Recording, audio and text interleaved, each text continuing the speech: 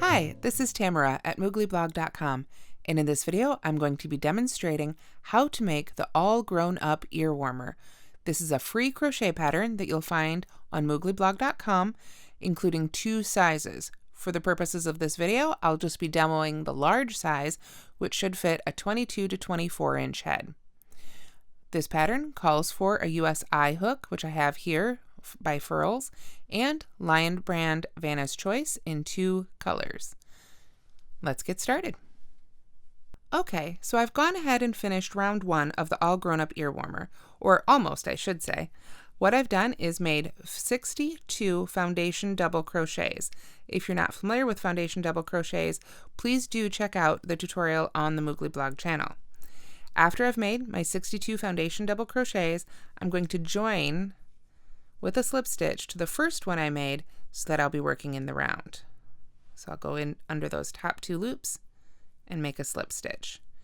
Now, you'll notice that leaves the bottom of this round open. So what I'll do when I'm ready to weave in my ends is thread this on a tapestry needle and go under those top, or rather the bottom 2 loops of that last foundation double crochet there, just to cinch that up before I weave in that end, and that helps finish off that round. So let's go ahead and begin round 2. I'm going to start with a chain 2 that does not count as a stitch. This is just a turning chain. From there, I'm going to work a front post double crochet around the first stitch, back post around the next. Front post double crochet, back post double crochet, front post double crochet, back post double crochet, all the way around. And this is going to give us our first round of ribbing. If you're not familiar with post stitches, please do watch the video tutorial for that too. I have a separate video tutorial for post stitches, also known as raised or relief stitches, on the Mooglyblog.com channel. So you'll want to check that out if you're not familiar. Real quick, as a refresher, if you've made them before but maybe it's been a while, for the front post, we go from the front around the post of the stitch, pull up our loop, and then finish our double crochet. For the back post stitches, we come from behind, go around the post, pull up a loop, and finish our double crochet. So I'm going to continue just switching back and forth between front post and back post as I go all the way around this round, so I will see you when we get to the end of round 2. Okay, and here I am at the end of round 2. You can see I've made a back post double crochet around the last one, which is a little wobbly there, but that'll firm up once we use that tail end to sew those together. So what I'm going to go ahead and do is skip that chain 2. Remember, that's not a stitch. So I'll go into the top of that first front post double crochet and make my slip stitch there to finish off round 2. Now, the joy of round 3 is that it's exactly identical to round 2. So we're going to start with a chain 2. Once again, doesn't count as a stitch. Then I'm going to work a front post double crochet around the first stitch, which was already a front post double crochet, and then a back post double crochet around the next one. So basically, front post around all your front post stitches and back post around all your back post. And I'll see you at the end of round 3. All right, and here we are at the end of round 3. I've got my front post stitches around my front post stitches and my back post stitches around my back post stitches. To finish off round 3, rather than joining, I'm going to cut the yarn and use a seamless join. So I'm going to cut the yarn, leaving about 6 inches, like I normally would for a tail. And then with my tapestry needle, before I put it on the tapestry needle, at first I need to pull that loop through. So I'll just take my hook, pull straight up, and that pulls the end straight up through that stitch. Now I'll put it on my tapestry needle, and then I will find that front post double crochet. Remember, that was the first stitch of the round. Because I want to maintain my stitch count, and you'll see why this works in a minute, I want to go to the next stitch, put my needle under both those loops of the second stitch of the round, and then right over the top of the front one, literally above it in space, I'm going to be creating a duplicate stitch for my seamless join. So you can see this is where the yarn comes out of. I'm just going to skip right over that first stitch again, go to the last stitch of the round, insert my hook right back down through the center of that stitch, like so. And when I pull on it, sometimes it gets a little twisted. You can just untwist it like that with your fingers. There we go. It wants to stay twisted, but that's okay. It'll all get covered up too in the next round. But we've created a little V right on top of that first one of the round. So to help anchor it down, I'm going to go through the top of that one now, the one that we skipped, just like so. And by tugging and adjusting a little bit, I can get that V we just made with our tapestry needle to be the same size as the V's on the stitches. And you can see that hides it pretty darn well. And then from there, of course, I would just weave in my end normally. Now, at this point, I could also weave in this end here, of course, sewing it in first, but I'm actually going to leave this open because this way I always know at a glance that this is the bottom, and then this is the most recent round. So you can see we've got rounds 1 through 3. This is our ribbing, and it gives us a really nice stretch. And this stretch is also not just because of the post stitches, but because of the foundation stitches. So that's why for this pattern, you really do want to use foundation stitches to begin. So let's move on to round 4. For round 4, we're going to bring in our second color. I've just kind of got an off-white color here. I think it's called beige. Fair enough. We've got the beige here. This is a great pattern if you want to do anything in team colors or school colors, because it is a 2-color pattern with some great bold stripes. So to begin round 4 with color B, we're going to join with a slip stitch to the first stitch of the previous round. Now we know because of our seamless join, that's actually our seamless join fake stitch right here. So I'm just going to go ahead and go under those 2 loops and make a slip stitch like so. And I like to pull my ends down a little tight so I know that that's really secure on there. From there, I'll chain 1, and then I'm going to single crochet in the first 10 stitches. So 1, let's see here, 2, that one wanted to hide from me a little bit. There we are. 3, 4, and it doesn't matter if they're both back post, front post, just the first 10 stitches. Let's see, is that 6? 1, 2, 3, 4, 5, 6, 7, 8, 9, and 10. All right, after that, we will half double crochet in the next 10 stitches. So there's 1, 2, 3, 4, oops, 5, 6, 7, 8, 9, and 10. Okay, and then next we will double crochet in the next 22 stitches. The difference is if we were making this small, we wouldn't have nearly so many stitches to make the double crochets into. So for the smaller size in the written pattern, again, do be sure to go to the link in the video description. So that's 3, got 4, and remember we're going to 22 with this one. So just keep crocheting around until you get to 22. Pull up a little bit more yarn here. I'll go ahead and make these right along beside you. If you're not familiar with any of the stitches used in here, once again, remember there are Moogly blog tutorials for single crochet, half double crochet, double crochet. You'll find all of those on the Moogly blog YouTube channel and on the site if you happen to be on the Mooglyblog.com site. So we are almost all the way through our 22 thing, I think, here, judging by how far across we are. I've got a few more to go, because then we're going to mirror it with the half double crochets and single crochets on the other end. So let me make one more and then I'll see where I'm at here. 1, 2, 3, 4, 5, 6, 7, 8, 9, 10, 11, 12, 13, 14, 15, 16, 17, 18, 19, 20. So just 2 more and then we'll be ready to go back to our half double crochets. Okay, so once we've got our 22 double crochets made, then it's time to go back to half double crochets for another 10 stitches. So there's 1, 2, 3, 4, 5, 6, and if you need to pause to make yours, that is totally fine. Do whatever you need to do until you've got your next 10 half double crochets made here. I think that was 10. Let's see here. 1, 2, 3, 4, 5, 6, 7, 8, 9, 10. Yep. So I should have 10 stitches left to make my single crochets into.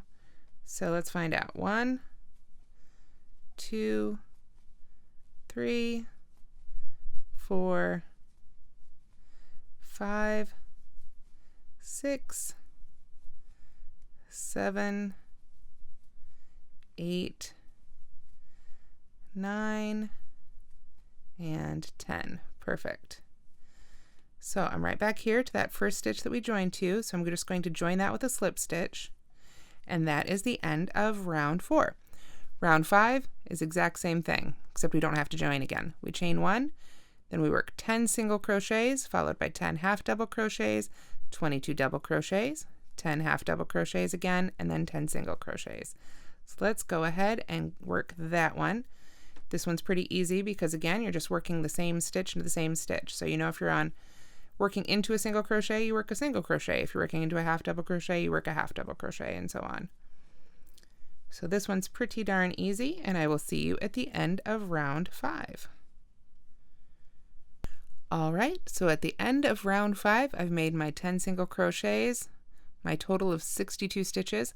I've cut my yarn, and I'll go ahead and pull it up, because we are done with, for now, with color B. So I will do the same thing I did before. Put my yarn on the tapestry needle, go to the second stitch of the round, and create my seamless join, like so. You don't have to go back under the 2 loops of that first stitch that you skipped, but I like to. It makes it a little bit more convincing. It creates some of the more details underneath, and it just makes it a little bit of a firmer join. Now, normally, of course, I would weave in all these ends really well, going back and forth, but for the sake of time, I'll just slip them under there so we can go ahead and begin round 6. Now, for round 6, I like to go back to color A, but you could do this in a rainbow of colors if you like. It's a great stash buster. You can change colors every time, whatever you like to do. So, with color A, I guess, round 6, I'm going to join with a slip stitch to the first stitch of the previous round. So I'll come back here, see if I can find it here. I believe that was this one right here. Go under those top 2 loops and make my slip stitch, just as before. Now this round is a little bit different. What I'm going to do is work a back post single crochet in the first 10 stitches. And I want to keep these a little shallower. I don't want these to be as textured as the post stitches right here. So I'm just going to go under the sets of loops at the top here. Rather than going down around the post itself, I'm just going to go under those loops. And these are back post stitches. So I'm coming from behind. So there's 1 back post single crochet, pull up my loop, and there's 2. So I'm going to go ahead and make 10 of those. So that's 2, 3, 4, 5, 6, 7, 8. Let's see here. Fabric's doubling up on me a little bit there. 9 and 10. And then after that, we make 10 back post half double crochets. So you can see we're mimicking that previous row again, but this time we're doing it with these shallow post stitches. And these are great because they work just like other post stitches, so you already know how to make them. But what I really like is that by working them under these top 2 loops like this in this shallow version, it doesn't add as much texture while still adding a little bit of texture. It's sort of a halfway point between no texture and too much texture, more than you might want in the middle of a headband that's not the ribby part, so to speak. So I'm not sure how far I am, but it looks like I've got 2 more to go here. I will go back and count to be sure after I pull up some more yarn. There we are. So I've got 1, 2, 3, 4, 5, 6, 7, 8, 9, 10 half double crochets in the back post stitch version there. You can see that's creating a really nice sort of pinstripe effect where the blue just peeks under the off-white or the beige. So after our back post half double crochets, back post, double crochet, 22. Bet you couldn't guess. So we're going to go ahead and do that again. So it's just like the previous 2 rows, only this time you're making those shallow post stitches. Then of course, after we've made 22 back post double crochets, we'll go back with 10 more half double crochets and 10 more single crochets, all worked as back post stitches to finish out round 6. So I'll see you at the end of this round. All right, here we are at the end of round 6. I'm ready to slip stitch in the first stitch made, and that finishes off round 6. You can see we have a slight color jog there where we joined and chained 1. To avoid this, what you can do is look for standing single crochet. There is a tutorial for that on the YouTube channel for Mooglyblog.com, and that will teach you how to make a standing single crochet, which can then be worked as a a back post single crochet in this case, to go ahead and join right with that instead of the slip stitch. But for now, we're just going to work our standard stitches. So to begin round 7, we're going to chain 1, and then we're going to work exactly the same as round 5. We're going to single crochet in the first 10, half double crochet in 10 after that, and double crochet in 22 after that.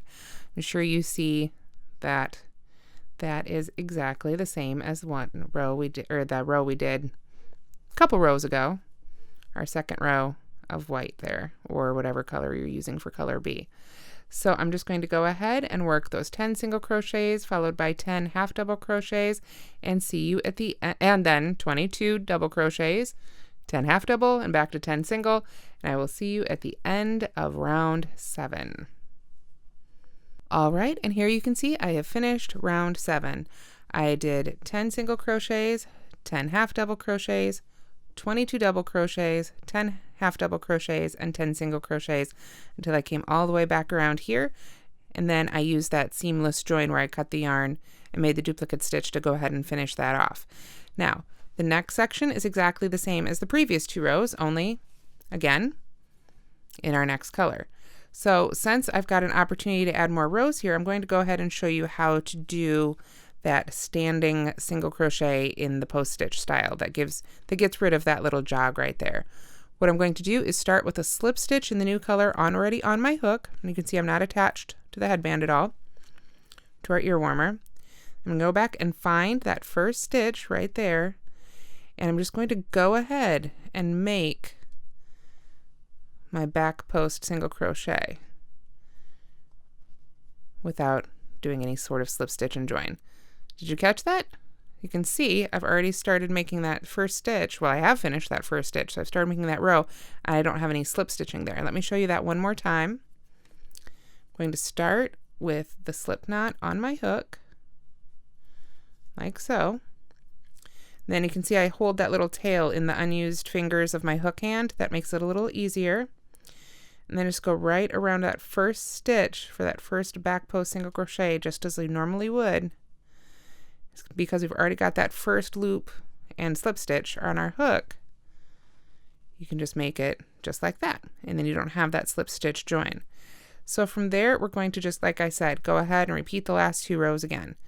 10 back post single crochets, 10 back post half double crochets, 22 back post double crochets, followed by 10 back post half double crochets, and finally 10 back post single crochets.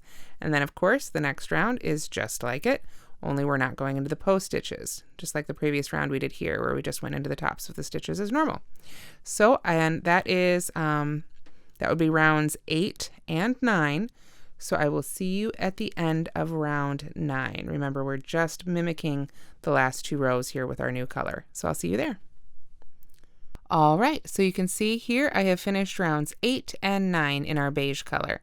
You can also see that by using that standing stitch, I avoided that little color jog right there and get a nice clean line of the blue showing on top of the white.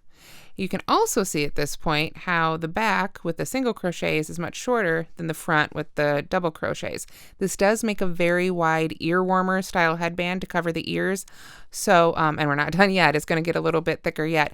So if this is too thick for you, you can absolutely eliminate these last 2 sections and just make a narrower, more headband style version of the All Grown Up Earwarmer. But for now, we're going to go ahead and finish it as written. So now I'm going to go ahead and pull up my yarn, color A here, so I can begin round 10. Now, according to the instructions, we should slip stitch and chain, but that creates that color jog. So I'm going to do that little trick I showed you before, but this time we're going to be doing it with double crochet. It's called a standing double crochet, and again, it has a separate tutorial on Mooglyblog.com, but a quick summary for those, or a refresher for those who've done it before, and a little overview for those who haven't. I'm going to hold on to the unused, or rather the end of the yarn with my unused fingers of my hook hand, the ones not holding the hook. I'm going to yarn over twice, 1, 2, then I insert my hook in the first stitch or wherever indicated under both those loops, just as normal, because we're just making double crochets this round. I'm going to pull up my loop and finish my double crochet, but before I let go of that beginning tail, I'm going to go ahead and make the double crochet in the next stitch, like so. And by doing so, then I know I can let go of that tail and it's going to stay right there waiting for me to weave it in at the end. So I've got a really nice clean join here without having to do any sort of slip stitching and chain. Even though we're not doing the shallow post stitches, it's just a little bit cleaner look right here. But it's optional. If you prefer, you can join with a slip stitch, chain 2, and then just start double crocheting around, because that is all we're going to be doing in round 10. We just double crochet in each stitch around. Basically what we're doing here is we're getting set up to do another set of ribbing on the other side of our headband. So just go ahead and double crochet in each stitch, and I will see you at the end of round 10. Okay, and so here we are at the end of round 10. I've made a double crochet in each stitch, just working into it normally, no worrying about post stitches at all. So I will slip stitch to that first stitch. Now, because we did a standing one, it's a little bit more delicate getting under those top 2 loops, but you should still have 2 top loops to slip stitch to. And then the last 2 rounds are going to be very, very familiar. If you remember rounds 2 and 3, all we do is, let me find my end again here. All my little ends are starting to add up on me. I chain 2 and then do a front post double crochet around the first one and a back post double crochet around the next. You'll notice these are not the shallow style. For the ribbing here, I really like to go ahead and go all the way down to the post rather than doing the shallow version. I just think it works a little bit better for a ribbing. But that's it. The last 2 rounds here are just front post followed by back post, followed by front post, followed by back post, all the way around. So I will see you at the end of those very, very soon. All right, and here I am at the end of round 12. Remember, those last 2 rounds were just front post followed by back post, front, back to create the top side of our ribbing rather. So at this point now, I could go ahead and join a slip stitch, or I'll do my seamless join where I cut the yarn, pull it on up, and then use my needle to finish that off. So we're just going to demo that one more time real quick here. Now, because this is the last round and I don't need to work another round into this, I'm all done with my project, I could go ahead and just go into that first one if I wanted to. I don't have to go into the second one. So I'll go ahead and do that. Going into the second one is to maintain stitch count, since this creates what looks like a stitch as you're crocheting, sort of like a slip stitch. You could accidentally end up crocheting into there. So it's good to go into the second one if you've got more work to do, but if not, you can go ahead and just go into that last one there to finish off. And there we are. So at this point, of course, I would weave in all these ends. There's a few on this project. And I would also, let me pull the other ends out of the way so you can see it a little easier here. This is where I would also go ahead and finish up the bottom of row 1, or round 1 rather. I would go ahead and, or I will go ahead, put the needle on the hook, go ahead and flip it right upside down. And then I just do the same thing and kind of find that bottom of our first foundation double crochet and go under there. And of course this comes from a knot, so we don't have a real pretty stitch there, but I can just go under the knot, pull it up tight like so, and then weave in that end from there. So let me just tack that down like so. Like I said, from there I would go ahead and weave in the ends.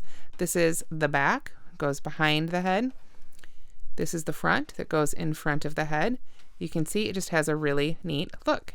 Great for sports teams, just for keeping your ears warm, whatever you'd want to make it, whatever colors you want to use. You could make one for every outfit if you wanted to. And now let's take a look at a picture of my daughter wearing it. Here's the original finished one, made in Vanna's Choice in Silver Gray and Rose Mist. So you can take a look at how that fits. She was an early teen at the time. I believe this was the large size. What can I say? Big heads run in our family. So that's how the All Grown Up Earwarmer is made. I hope you've enjoyed this video. If you have, please do give it a like and subscribe to our channel. And thank you so much for watching.